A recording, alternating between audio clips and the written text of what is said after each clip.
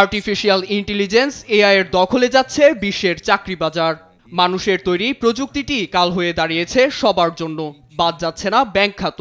ইতোমধ্যেই বড়সড় পদক্ষেপ নিয়েছে এশিয়ার সবচেয়ে বড় bank the development bank of Singapore DBS. ৩ বছরে ৪,০০০ কর্মকর্তার পরিবর্তে এআই প্রযুক্তি ব্যবহারের ইঙ্গিত দিয়েছে ব্যাংকটি।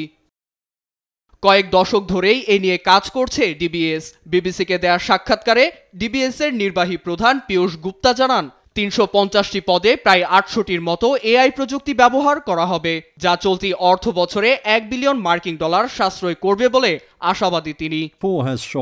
বর্তমানে ৪১,০০০ কর্মকর্তা রয়েছে ব্যাংকটিতে। এর মধ্যে অস্থায়ী ও চুক্তিভিত্তিক ৮ থেকে ৯,০০০ কর্মকর্তার পদ দখল করবে এআই। তবে বেঁচে যাবেন ব্যাংকটির স্থায়ী কর্মকর্তারা। এদিকে চলতি বছরের মার্চেই পীয়ূষ গুপ্তার স্থলাভিষিক্ত হবেন ডেপুটি নির্বাহী তানসু সান। ডিবিএস এর এমন সিদ্ধান্ত হুমকিতে ফেলবে বিশ্ব চাকরি বাজারের ৪০% কর্মসংস্থানকে, এমনটি আশঙ্কা আন্তর্জাতিক ঋণ তহবিল সংস্থা IMF এর।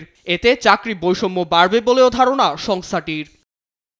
তবে এর পক্ষে সমর্থন রয়েছে অনেকের। বিবিসিকে দেয়া সাক্ষাৎকারে ব্যাংক অফ ইংল্যান্ডের গভর্নর অ্যান্ড্রু বেইলি বলেন, ঝুঁকির বিপরীতে রয়েছে সম্ভাবনা। প্রযুক্তির সঙ্গে তাল মিলিয়ে চলতে শিখতে হবে শ্রমবাজারকে। নীরব দাস, নিউজ ডেস্ক, দেশ টিভি।